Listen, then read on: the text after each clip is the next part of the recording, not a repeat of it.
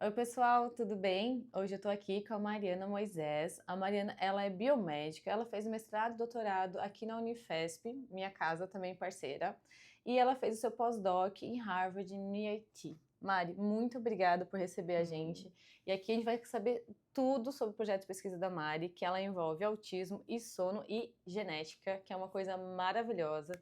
Mari, como começou tudo isso e como que você vai parar aqui na FIP? Explica pro pessoal também o que é a FIP. Então, oi, gente, tudo bom? Eu agradeço demais o convite. Eu adoro iniciativas em que eu consigo falar com as pessoas de uma forma clara e aberta sobre ciência, especificamente o que eu faço. Então, para mim é um grande prazer. Muito obrigada. Eu hoje atuo como pesquisadora na AFIP. A AFIP é a Associação Fundos de Incentivo à Pesquisa. É uma instituição privada, filantrópica e sem fins lucrativos e que tem diversas logomarcas que atuam tanto fazendo diagnóstico, fazendo pesquisa e também com várias atividades assistenciais para o SUS e filantrópicas. Uma das logomarcas da FIP é o Instituto do Sono, né? Que é uma das mais famosas também, mas tem muitas outras. Especificamente dentro do Instituto do Sono, eu tenho a oportunidade de aplicar a experiência que eu tive ao longo da formação, desde 2009, como geneticista, na relação entre neurodesenvolvimento e sono, né?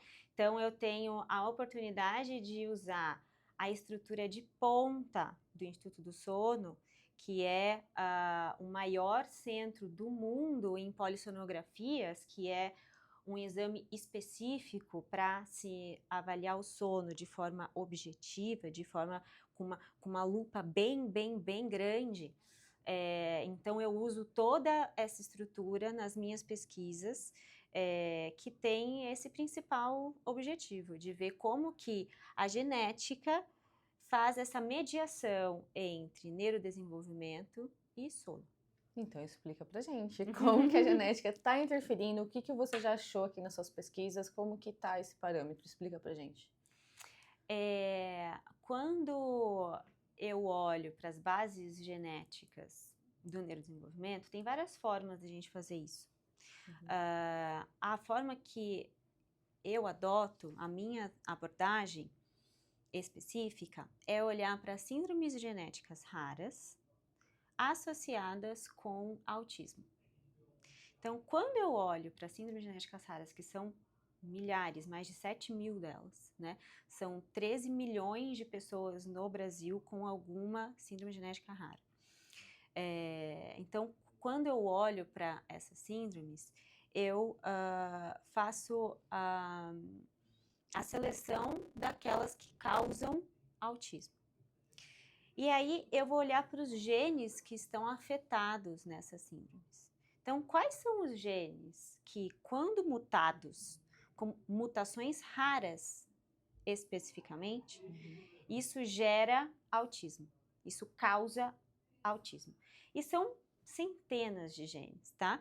E eu uso as avaliações de sono nessas pessoas com síndromes genéticas raras associadas com autismo para ter um panorama de como é que é o perfil de sono nessas pessoas. Então, o que a gente já sabe? Ponto 1. Pessoas com autismo, sindrômico ou não sindrômico, têm uma maior prevalência de problemas de sono do que pessoas neurotípicas. Quando você fala problemas de sono, ele engloba o que exatamente? Vamos chegar lá, vamos chegar lá. Quando eu olho para as pessoas com síndromes genéticas raras associadas com autismo, ou seja, com TEA sindrômico, né? Essa prevalência é ainda maior. Para a gente falar de números aqui. Quando eu olho para crianças neurotípicas, a prevalência de problemas de sono é de 20 a 50%, mais ou menos. pessoas com autismo é de 50% a 80%. Nossa, bem maior. Pessoas com síndrome genéticas raras associadas com autismo já é de 90% a 100%. Nossa. Então, essa prevalência é muito maior, de forma extremamente significativa nessas pessoas com alterações do neurodesenvolvimento desse tipo. E aí vem para a sua pergunta, quais alterações de sono? Muito bem, quando eu olho para as várias possíveis alterações de sono que uma pessoa pode ter, elas são muito diversas, né? Esse jargão, problemas de sono, queixas de sono, a gente usa e as pessoas muitas vezes entendem que é uma coisa só, mas são causas muito diversas e muito heterogêneas. E o que é mais importante aqui? Para cada uma delas vai ter um tratamento diferente, certo? E aí, se eu não entendo qual é o perfil específico de problemas de sono que essa pessoa pode vir a ter ao longo da sua vida, é muito difícil de eu ter um prognóstico. O que é prognóstico? É eu tentar prever o que essa pessoa pode desenvolver ao longo da vida e, a partir disso, já criar estratégias, já intervir profilaticamente, ou seja, prevenção, para que a bomba não estoure no futuro, né? E aqui eu estou falando principalmente de medicina de precisão. Se eu ajo de forma preventiva, mas antes de prevenir, eu tento prever, né? Se eu penso em prognóstico e eu tento prever e a partir disso prevenir, eu vou ter muito gasto, eu vou ter muito menos gasto para o sistema de saúde como um todo e a qualidade de vida dessa pessoa vai ser muito maior, porque é muito mais fácil prevenir do que remediar, já diria as nossas avós, não é mesmo? Então, é muito importante que a gente defina quais são os perfis específicos de problemas de sono dessas pessoas. E isso raramente é feito nos trabalhos científicos da área. O que a gente já sabe? Quando eu olho para o TEA, de forma geral, os problemas de sono mais frequentes são de início e manutenção de sono. Então, é muito focado em insônia, tá? Isso, de fato, é uma queixa muito frequente. Mas é muito importante a gente lembrar que os nossos padrões de sono mudam muito ao longo da vida. E, quando eu falo em TEA, eu estou me referindo a um espectro extremamente amplo e heterogêneo de pessoas. Então, será que eu posso partir do pressuposto que todo mundo com TEA vai ter como maior queixa insônia ao longo da vida inteira? Né? Então, precisam de mais estudos para eu entender, em cada fase da vida dessa pessoa, qual é o perfil de queixas de sono ou de problemas de sono que a gente espera.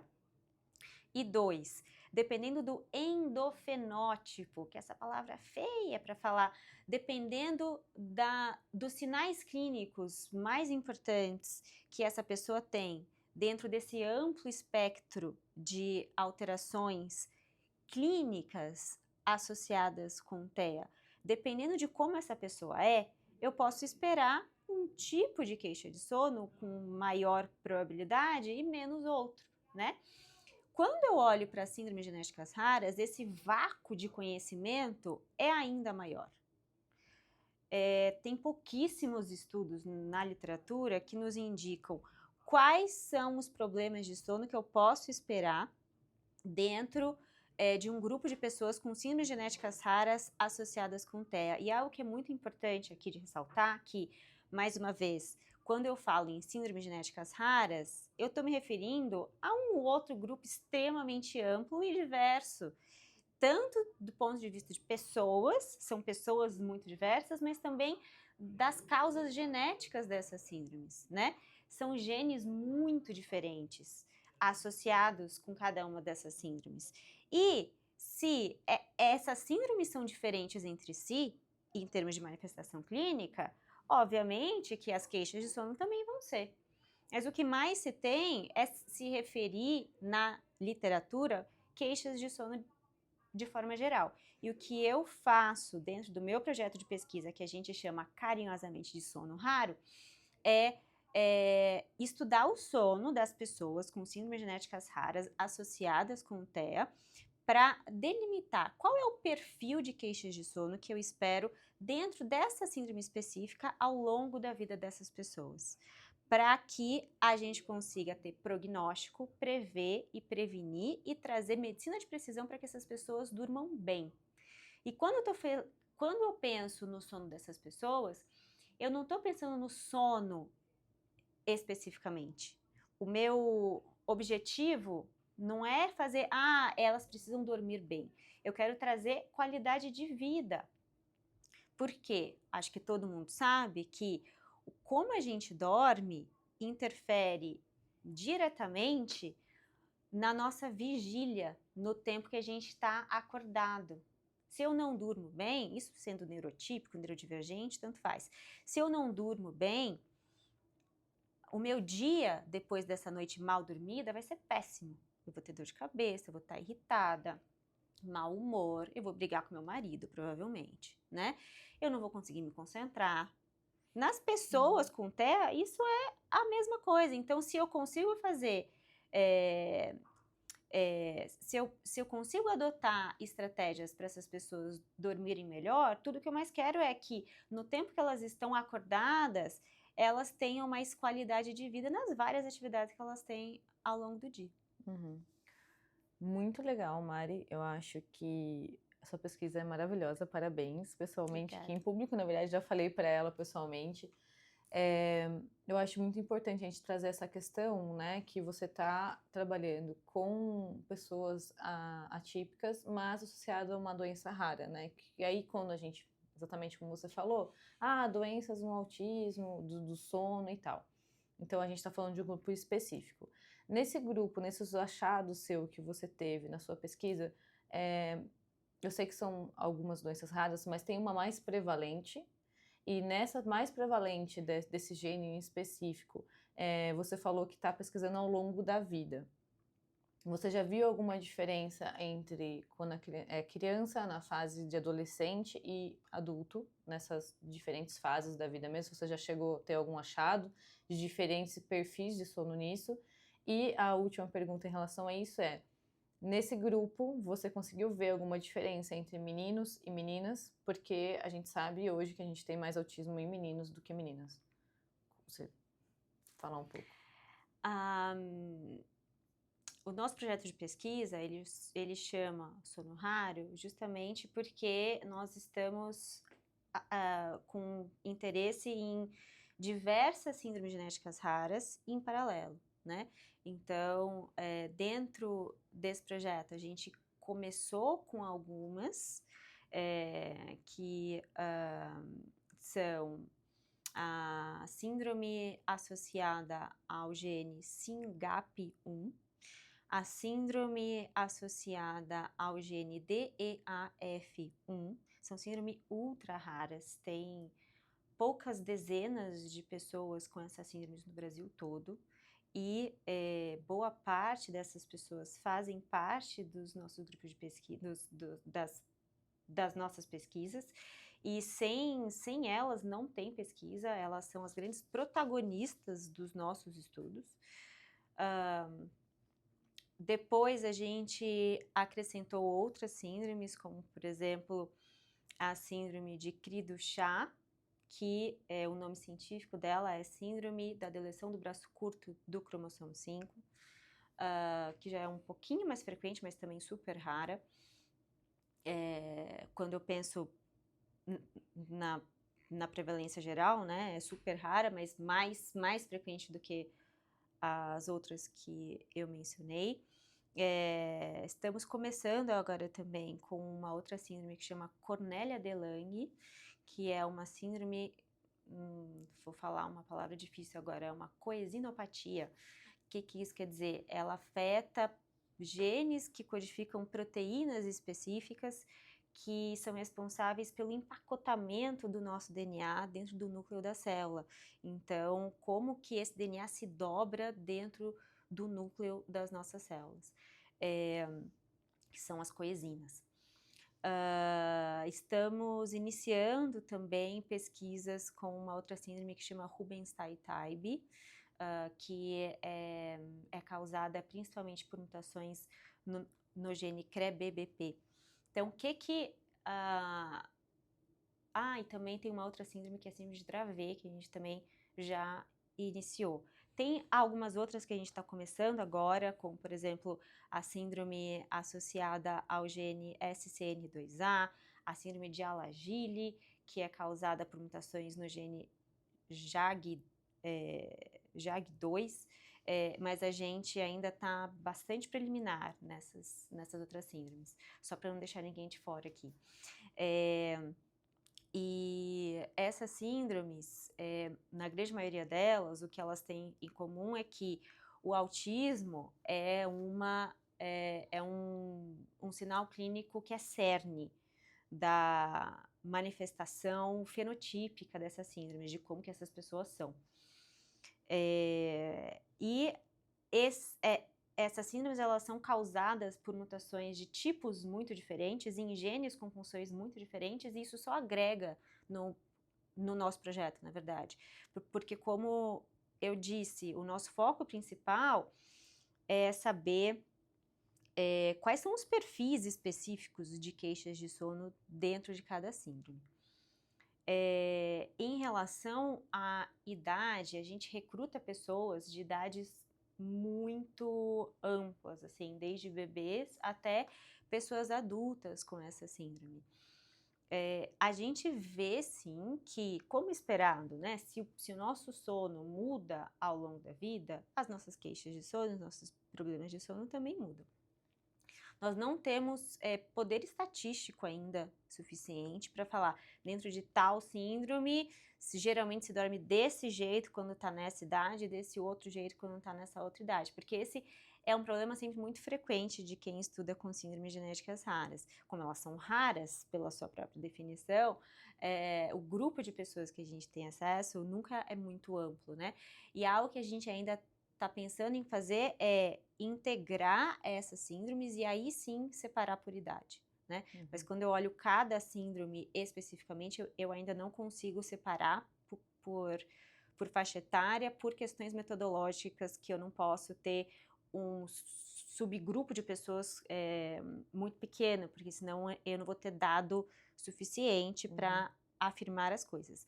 Mas uma segunda etapa é algo que a gente pretende fazer, pegar dados de várias síndromes diferentes e aí sim separar por faixa etária, mas eu ainda não tenho essa resposta.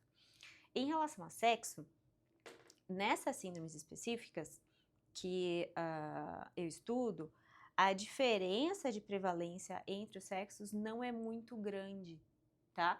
E eu sempre procuro recrutar para essas pesquisas tanto pessoas do sexo masculino quanto pessoas do sexo feminino. E uma outra coisa que a gente faz também para ter mais confiança no nosso dado, que é sempre a nossa principal preocupação enquanto cientista, né? É gerar dados robustos, é fazer uma comparação nessas avaliações de sono em dois grupos. Nesses grupos com pessoas com síndromes genéticas raras associadas com autismo, e um outro grupo de pessoas neurotípicas sem síndromes genéticas raras. E esses dois grupos são pareados por sexo e idade. O que eu quero dizer com isso? Se eu tenho um menino de 5 anos com uma síndrome genética rara, no grupo de pessoas sem síndromes genéticas raras e neurotípicas, eu preciso ter um outro menino da mesma idade. E assim eu faço dois grupos que são espelho um do outro.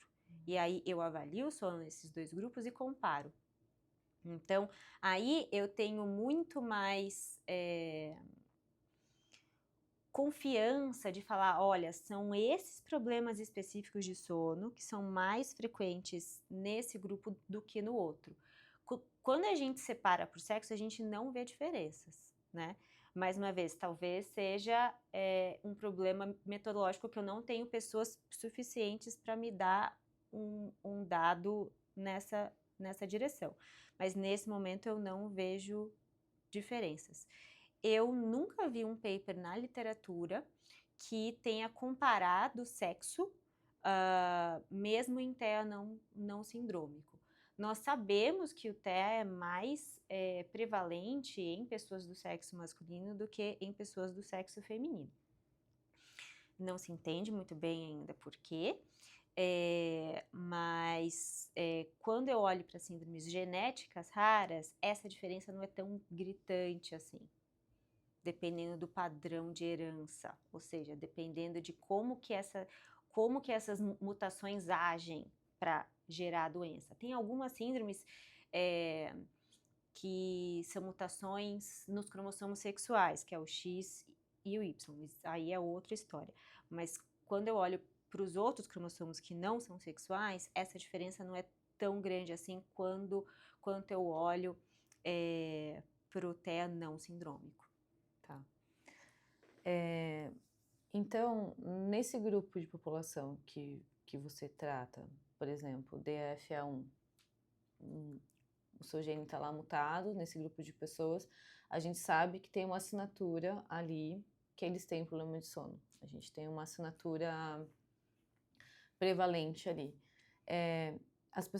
Esse grupo de pessoas já nascem com esse gene, então, mutado. Ele passa de mãe para o filho, ou é uma mutação espontânea que acontece ali, só para a gente ressaltar mais uma vez que o autismo é genético e que ser genético é estar no DNA e que isso, qualquer coisa que afeta o DNA. Eu acho que é importante a gente ressaltar isso, porque há uma grande dúvida da população o que é ser genético. A gente pode abordar isso também, você pode explicar.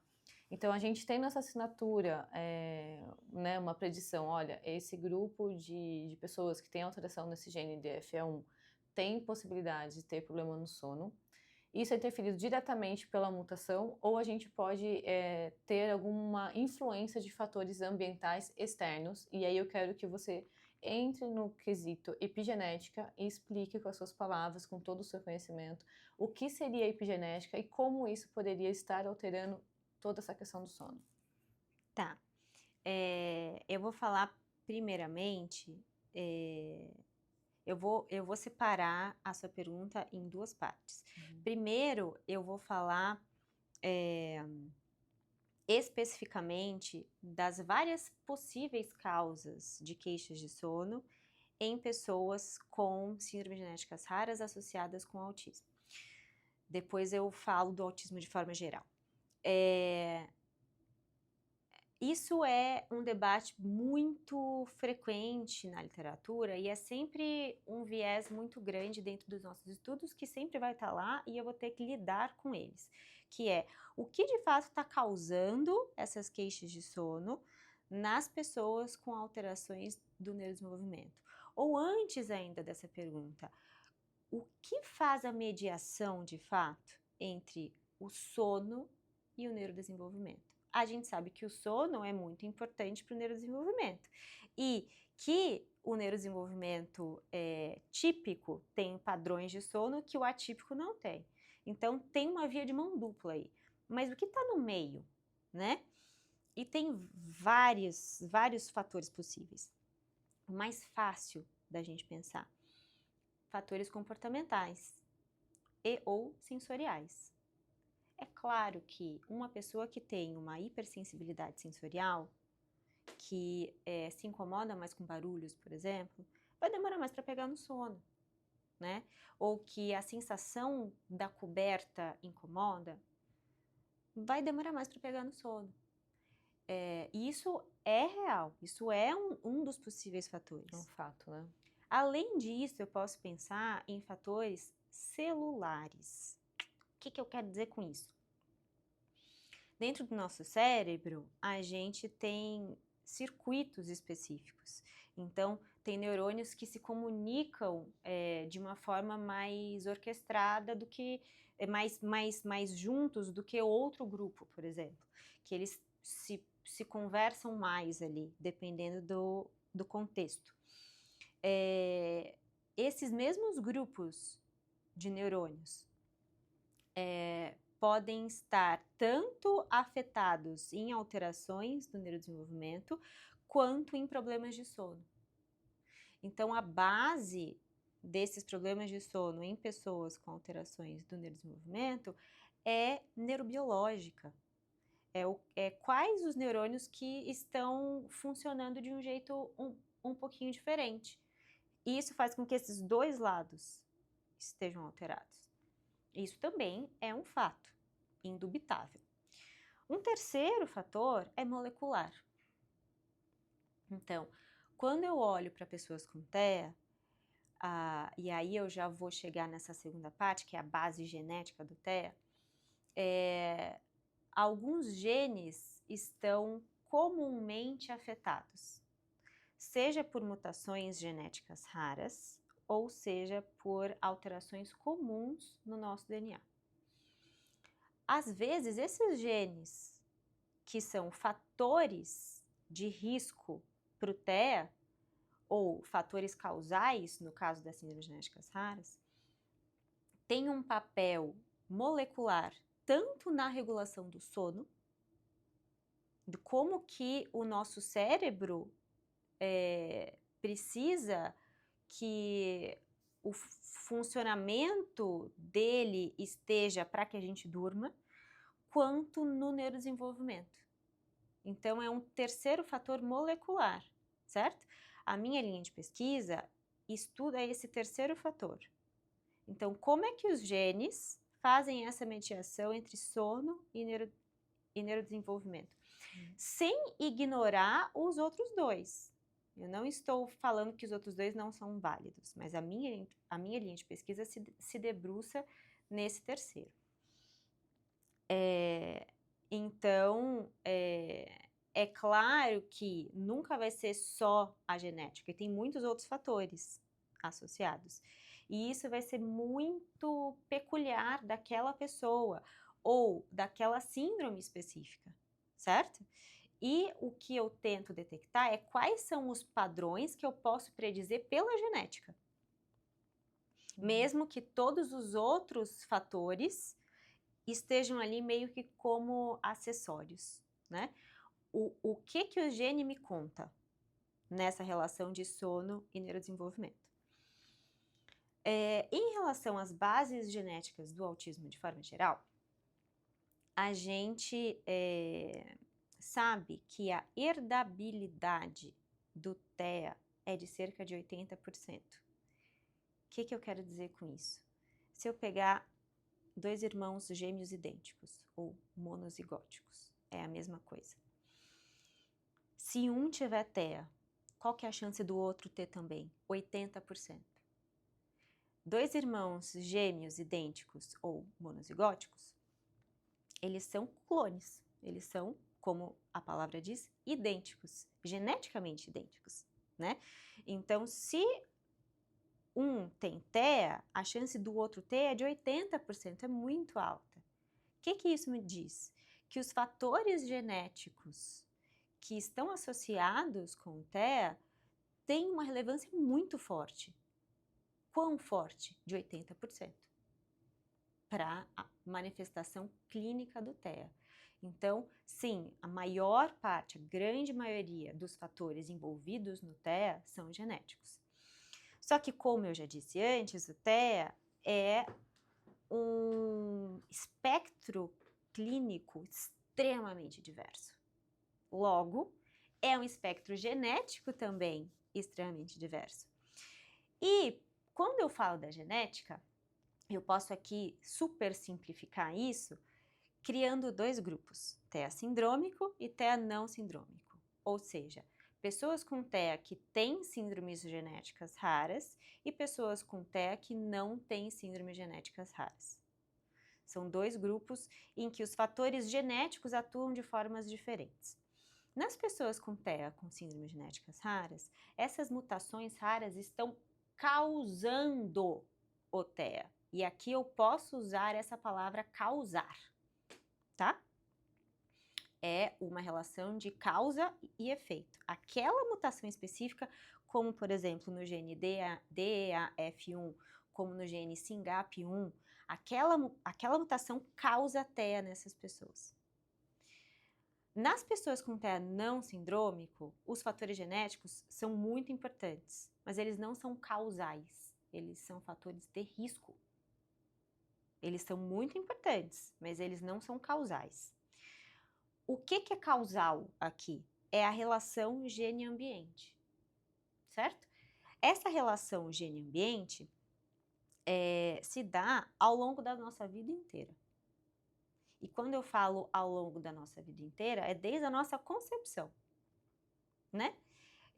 E ao longo da nossa vida, esses fatores gene-ambiente vão ser muito relevantes para várias características diferentes. Para o TEA, essa relação se dá no ambiente pré-natal, não é pós-natal. Ou os fatores ambientais pós-natais, a gente não entende eles bem. O que a gente entende com clareza são os fatores ambientais pré-natais. Quais? Principalmente exposição da gestante a álcool, a poluentes, agrotóxicos, certo? Esses fatores, assim como os genéticos, eles não vão ser causais. E eles são menos relevantes do que os genéticos, já que a herdabilidade é de 80%. E aí, como que esses fatores genéticos, nesses casos do TEA não sindrômico, vão parar ali? Nós somos o resultado de metade do genoma do nosso pai, do nosso genitor do sexo masculino, e metade do genoma da nossa mãe. Isso junta e vira gente, certo? Então, pode ser que os meus pais, o meu pai e a minha mãe, não tenham TEA, mas eles tenham um conjunto de variações genéticas comuns na população, que deem um risco aumentado para TEA. Só que eles não têm a manifestação clínica do TEA. Ou pode ser que eles tenham também. E esse genoma dessas pessoas vai ser dividido em uma metade para passar para os seus descendentes, certo? E pode ser que esse conjunto que foi, quando junta com o outro conjunto que veio do outro genitor, tenha uma quantidade de fator de risco genético maior, que quando somada aos fatores ambientais, principalmente esses pré-natais, faz com que haja a manifestação clínica do TEA. E aqui é muito importante a gente fazer a separação de o que é herdado e o que é genético. Nem tudo que é genético é herdado, nem tudo que é herdado é genético, né? Eu posso herdar dos meus pais comportamentos, por exemplo, que não são genéticos. Sei lá, minha mãe gosta muito de melancia e sempre me deu muita melancia quando eu era criança. Logo, eu gosto de melancia. Isso não passa pela genética. Eu posso herdar dos meus pais fatores genéticos. Só que esses fatores genéticos nos meus pais podem se manifestar clinicamente ou não, certo? No caso das síndromes genéticas raras, o cenário mais comum, não é o que sempre acontece, mas o mais comum, são variantes de novo. O que isso quer dizer? Essa mutação aconteceu pela primeira vez nessa pessoa que tem a síndrome genética rara. Ela não foi herdada. Ela é genética, porque ela está no DNA dessa pessoa, mas ela não é herdada, certo? Quando eu falo em epigenética, a epigenética ela não vai ser relevante para a manifestação clínica do TEA nas pessoas com síndromes genéticas raras. Porque, como eu disse, a causa, o que está causando o TEA nessas pessoas é essa mutação genética. Não passa pela epigenética. A epigenética, nesses casos, pode ter algum efeito no endofenótipo. Então, nas características que essas pessoas têm associadas ao TEA, mas não na manifestação do TEA em si. Quando eu olho para o TEA não sindrômico, aí sim, aí eu posso pensar sim em epigenética. Mas quando é que essa epigenética vai atuar? Ou seja, quando que esses fatores ambientais modulam a atividade dos genes? Principalmente o que a gente entende nesse ambiente pré-natal. Então, depois que uma pessoa nasce, depois que essa pessoa já é adulta, ou mesmo tá na sua primeira infância, na sua segunda infância, é válido falar que ela virou autista? Não, não é. Por quê? Essa interação entre fatores ambientais e fatores genéticos, pelo que nós, cientistas, entendemos hoje, ocorre nesse ambiente pré-natal. Então, a pessoa nasce com TEA ou sem TEA. E a epigenética, ou seja, essa interação entre fatores genéticos e fatores ambientais, se dá antes da pessoa nascer. E aí sim que vem a manifestação clínica. E por que em alguns casos demora-se para diagnosticar? Ou que, não, agora, exatamente isso. Por que você tem essa demora? Eu vejo que, ponto 1, né? Hoje a gente tem cada vez mais diagnóstico de TEA em pessoas adultas, certo? Tem alguns fatores por trás disso. Primeiro deles, antigamente a definição clínica de TEA não estava tão clara assim, nem entre o ambiente médico ou profissionais da saúde, certo? Hoje, essa definição do TEA, que é um comprometimento principalmente de sociabilização, certo? Está muito mais claro entre os profissionais da saúde e também na sociedade como um todo. Então, isso está ficando cada vez mais claro para, por exemplo, os profissionais que atuam em escolas, certo? Então, hoje se recomenda avaliações neuropsicológicas com muito mais frequência do que antes. Frente a isso, eu tenho mais pessoas sendo diagnosticadas de várias faixas etárias diferentes. O que tem sido cada vez mais frequente é que quando eu diagnostico TEA em uma criança, como eu acabei de falar, a herdabilidade é de 80%. Necessariamente todas as pessoas que têm TEA têm os pais com TEA? Não. Principalmente quando eu estou falando dessas síndromes genéticas raras, de novo, em que a mutação genética apareceu pela primeira vez naquela pessoa. Mas quando eu falo do TEA não sindrômico, esses fatores genéticos, eles são herdados. Então, se eles são herdados, pode ser que esses pais, esses genitores, também tenham um alto risco genético para TEA.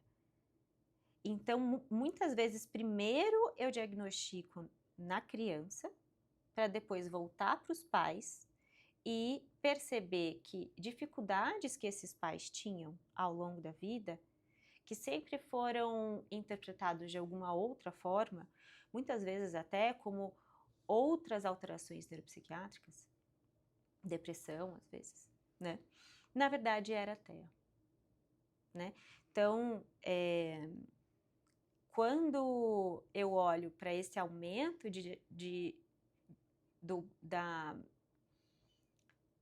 da taxa de diagnóstico entre adultos, um dos fatores é esse. Se eu diagnostico mais entre as crianças, isso levanta uma suspeita para os pais. Não que eles necessariamente tenham TEA, mas eles podem ter, certo?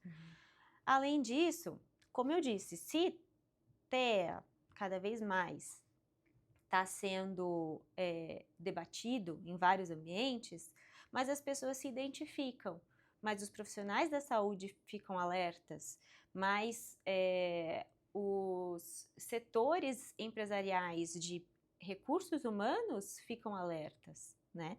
Então, eu passo a detectar isso cada vez mais. Isso quer dizer que o TEA, a taxa de prevalência de TEA, vai para sempre crescer, né? É uma frase que a gente escuta muito. Ah, hoje todo mundo tem TEA, né? Porque cada vez mais tem TEA, todo mundo tem TEA. Será que daqui, sei lá, 10, 20 anos, todo mundo vai ter TEA? Será que todo mundo tem um pouquinho de TEA? Não. Hoje, nós estamos vendo uma taxa, de fato, ascendente de prevalência, porque estamos entendendo melhor como diagnosticar a TEA. Nós estamos voltando para esses adultos que, às vezes, tinham outras queixas, outros problemas que eram interpretados de outras formas, reacessando essas pessoas e falando, poxa vida, isso sempre foi TEA, desde que aquela pessoa nasceu. Mas a gente só sabe que é TEA hoje, mas sempre foi TEA, ela não virou autista, ela sempre teve TEA. E vai chegar um momento que essas ferramentas vão estar completamente implementadas, e aí a nossa taxa de diagnóstico vai parar de crescer. Claro que tem aqueles fatores ambientais que sim, são bastante relevantes para a manifestação clínica.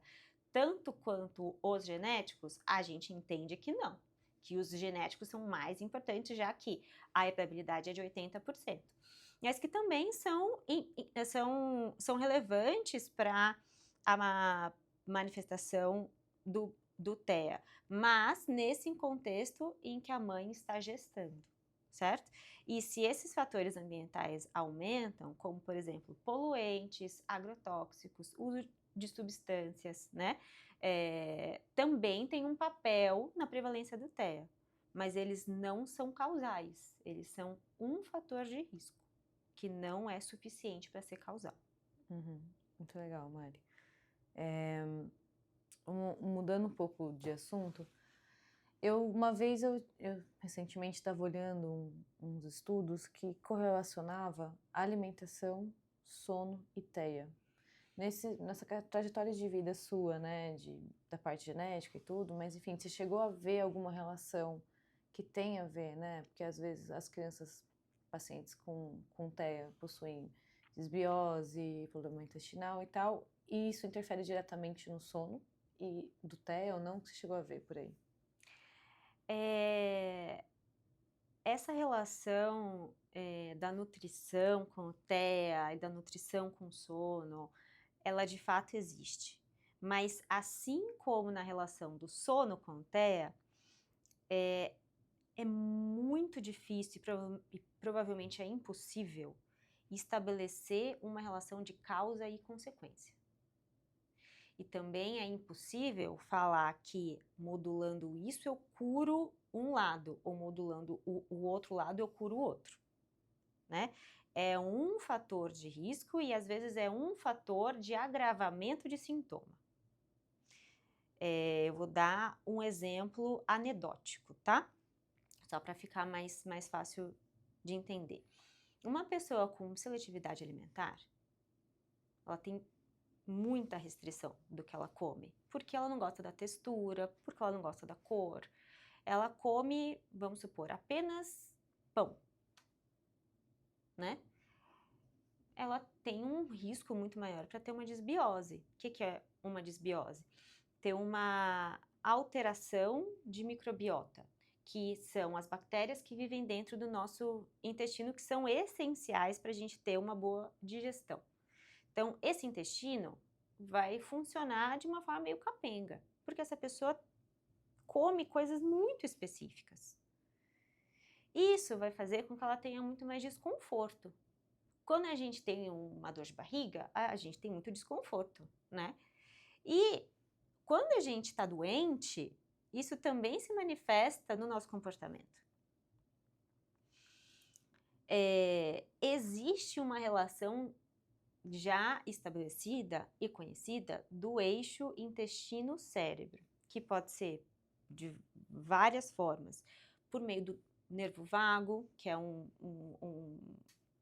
uma comunicação que existe, pode ser por metabólitos que essa própria microbiota libera no nosso sangue. Então, dependendo do tipo de bactéria e do perfil, são várias bactérias, né? Dependendo do perfil de população de bactérias, para ser mais precisa aqui, que a gente tem no nosso intestino, eu posso ter um perfil de metabólitos específico liberado do intestino para o meu sangue. Esses metabólitos, eles podem agir diretamente no nosso cérebro. Eles passam a barreira hematoencefálica e eles podem agir diretamente no nosso cérebro, inclusive como neurotransmissores, né? Isso vai causar TEA? Não, não vai.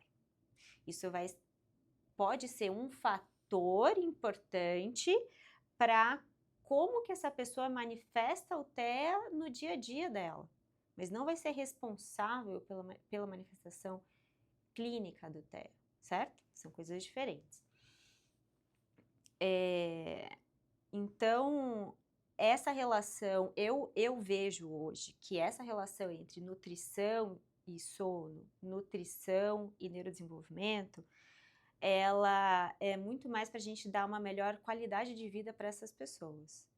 Nada disso vai curar TEA. Uma pessoa dormir melhor ou comer melhor não vai fazer com que ela deixe de ter TEA, mas pode fazer com que ela tenha uma melhor qualidade de vida e ela consiga ter um maior domínio de ferramentas que ela tem que ter para lidar melhor com as dificuldades que ela tem por causa do TEA. Isso não quer dizer que ela vai deixar de ter TEA. Calma aí, deixa eu só ver um negócio que tem um barulho aqui. Eu acho que foi do... Ah, não, tá tudo bem. Porque vi um teco. Eu acho que foi do É. termostato ali. Sabe? Eu falei, gente. Eu escutei também. Falei, gente, calma aí, tá tudo bem. Entendi. Você também trabalha com a parte de edição gênica, né? Sim. Você acha que no futuro a gente vai conseguir, de fato, ter ali uma terapia de edição gênica nesses pacientes? A gente vai chegar nisso. Como que estão as pesquisas e como que está a sua pesquisa daqui para frente, os seus achados? Quais são suas perspectivas, né, de pesquisas para o Brasil em relação a tudo isso que a gente falou? Antes de eu começar a falar sobre esse assunto, vamos voltar naquela definição que eu dei de quando a gente olha para o ponto de vista genético, eu posso ter dois grupos, TEA sindrômico e TEA não sindrômico. Para eu pensar em edição genética, em terapia gênica para TEA, eu estou falando do TEA sindrômico, porque é quando no contexto em que essas mutações genéticas são causais e uma mutação genética específica, em um gene específico, causa TEA. No TEA não sindrômico, são centenas de milhares de variações genéticas comuns. A edição genética não faz sentido para esse segundo grupo, é para o TEA sindrômico. Com a edição genética, o nosso objetivo é curar TEA? Não necessariamente. Essas síndromes genéticas raras associadas com TEA, elas geralmente impõem um quadro clínico mais grave, que vai além de alterações neurológicas ou neuropsiquiátricas. Envolvem também alterações gastrointestinais graves, alterações cardíacas graves. As alterações neurológicas podem ir e geralmente vão muito além do TEA, como epilepsia, muitas vezes uma encefalopatia epiléptica do desenvolvimento, refratária, que não responde a medicamentos, muitas vezes deficiência intelectual, que também impõe dificuldades para essas pessoas. Então, em nenhum momento, quando a gente fala em terapia gênica dentro desse contexto, a gente está querendo acabar com a neurodivergência humana e falar que para você ter qualidade de vida, você precisa ser neurotípico. De forma alguma. Essas pessoas com síndromes genéticas raras associadas ao TEA têm uma dificuldade muito grande, têm uma saúde muito impactada. E o sofrimento dessas pessoas tende a ser muito grande. Mesmo dentro desse contexto, vão ter algumas famílias que sonham com terapia gênica e outras que não. Eu já ouvi, por exemplo, de uma mãe cuidadora de uma pessoa com uma síndrome genética rara associada ao TEA, mas que também impõe muitas outras dificuldades, que ela não faria terapia gênica na filha dela, porque ela veria isso como apagar a história da filha dela. E eu acho que essa perspectiva é extremamente válida, né? Vão ter pessoas que querem cura, que querem tratamento, e vão ter pessoas que não querem, que elas... quando eu olho para esse grupo de pessoas com TEA não sindrômico, muitas vezes eu vejo um menor nível de suporte e um comprometimento do quadro clínico de forma geral mais leve. Isso não quer dizer que o TEA seja menos importante ou que essas pessoas tenham que ter as suas dificuldades negligenciadas de forma alguma. Mas como o TEA é muito amplo, é um outro cenário completamente diferente. E muitas vezes essas pessoas têm orgulho de ser neurodivergentes e eu acho isso muito relevante. Que a gente tem que pensar muito mais em inclusão dessas pessoas do que em curar o TEA, em fazer com que essas pessoas finjam que são neurotípicas. Eu sou completamente avessa a apagar neurodivergências. Mas a terapia gênica, no contexto do TEA sindrômico, principalmente dessas síndromes que impõem muito sofrimento para essas famílias, é algo que a gente precisa pesquisar. Em algumas síndromes específicas já é uma realidade. Não para cura, mas para tratamento, para melhoria do quadro clínico, para dar mais qualidade de vida dessas pessoas. No nosso grupo de pesquisa, eu não trabalho com terapia gênica, mas eu trabalho com ferramentas metodológicas que poderiam ser transmitidas para estudos de terapia gênica no futuro. Quais são elas? É principalmente a técnica de CRISPR, que é hoje em dia a maior ferramenta de manipulação genética, de edição genética que se tem na ciência, tá? Para que a gente faz isso? Porque a gente quer criar modelos funcionais que mimetizem o contexto genético de síndromes genéticas raras associadas com TEA. Nossa, Mari, que coisa difícil. Não é difícil. Quando eu vejo um neurônio que no seu genoma tem uma mutação que é rara e que causa TEA numa pessoa, eu não entendo muito bem ainda como que esse neurônio funciona e quão diferente que ele é de um neurônio que não tem essa mutação. O que a minha linha de pesquisa quer fazer é identificar que diferenças são essas em como que esse neurônio funciona. Então, a gente pega células-tronco pluripotentes induzidas de pessoas que não têm síndromes genéticas raras e são neurotípicas, ou seja, são células-tronco que foram reprogramadas para serem células-tronco e por serem células-tronco pluripotentes, elas têm a capacidade de se transformar ou se diferenciar em qualquer tipo de célula do nosso corpo, ou quase todos os tipos de células do nosso corpo. E eu faço com que essas células tenham essas mutações que eu vejo nas pessoas com síndromes genéticas raras associadas com TEA. Como que eu faço isso? Com a técnica de CRISPR. Então, eu uso essa metodologia para introduzir essas mutações genéticas nessas células, para que elas passem a mimetizar, a incorporar esse contexto genético, essas causas genéticas do TEA nessas pessoas. Depois disso, eu faço com que esses neurônios virem neurônios. Depois disso, eu faço com que essas células-tronco virem neurônios, se diferenciem em neurônios. no nosso grupo de pesquisa, a gente faz isso para entender como que essas células funcionam.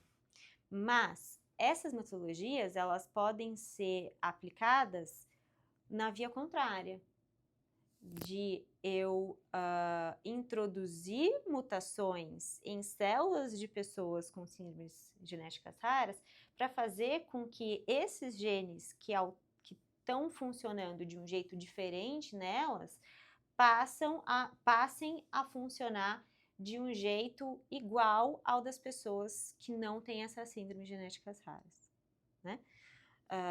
Não é isso o que eu faço na minha linha de pesquisa, mas é uma perspectiva metodológica do que eu faço.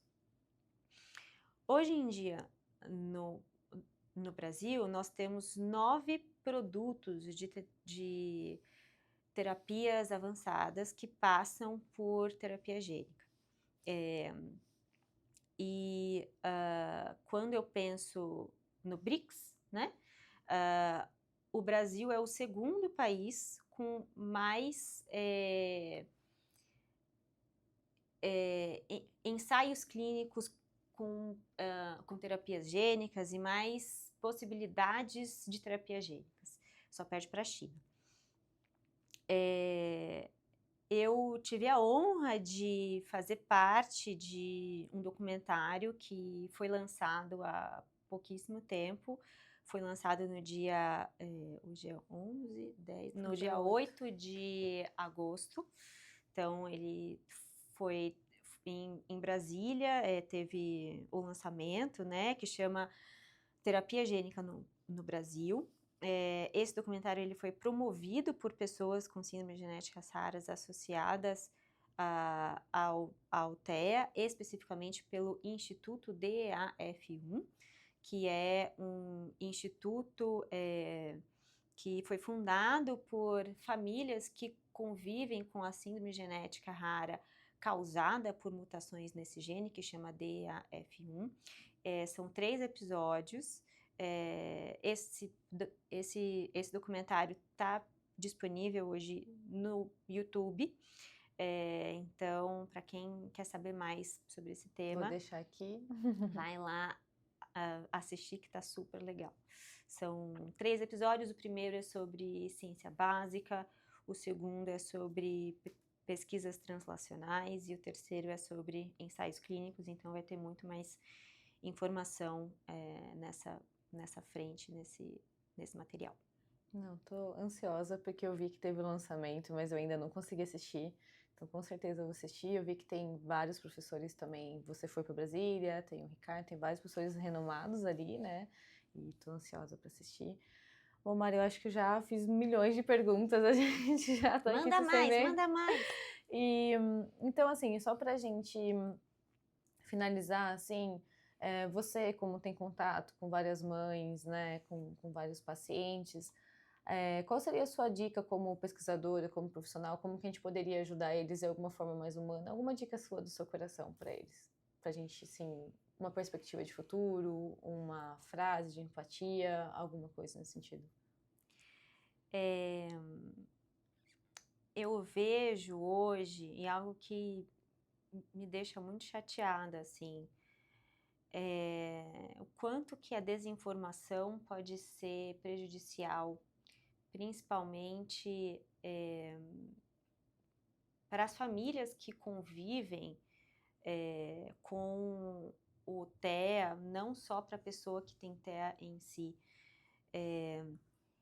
E eu acho que a gente vive numa onda de descrédito da ciência, né? Que só piora isso, que faz com que tentem até gerar venda de produtos e de serviços visando interesses próprios, né? Muitas vezes lucro próprio, enganando pessoas para que elas acreditem que elas fizeram algo errado antes e que agora elas podem consertar com alguma intervenção mirabolante, né? Eu peço para que vocês confiem nos profissionais da saúde, confiem nos profissionais que fazem ciência, existem vários órgãos no Brasil, sejam eles no SUS, sejam eles em institutos de pesquisa, que divulgam informações sobre o TEA com muita responsabilidade. Eu acho que quando a gente faz ciência, tudo que a gente mais quer é levantar dados que sejam úteis para melhorar a vida das pessoas. E a ciência, às vezes, ela é difícil, às vezes ela é lenta, a gente tenta uma coisa, não dá certo, a gente tenta outra coisa, não dá certo. E isso é derivado do quanto a gente corre atrás para ter dados de confiança, né? Porque se a gente não tivesse correndo atrás de dados precisos, qualquer coisa que a gente dissesse estava bom, mas a gente quer ter muita certeza de que os dados que vão ser apontados pela nossa pesquisa sejam muito precisos. Então, eu peço para que vocês tenham confiança nos caminhos científicos e livrem-se de culpas que rondam, né, esse tema que às vezes é bastante sensível, né? Então, eu deixo o meu contato disponível. Se vocês tiverem dúvidas sobre as bases genéticas do TEA ou da relação entre sono e TEA, me contatem. Eu adoro papear sobre esses temas, é isso que eu faço da vida, tá? E agradeço demais a oportunidade de vir aqui falar sobre o meu trabalho e contem comigo. Eu que agradeço, muito obrigada. Pessoal, sigam, compartilhem, deixem aqui descrito quais são os temas que vocês querem nas próximas entrevistas. E mais uma vez, Mari, gratidão, muito obrigada, viu? Eu adorei.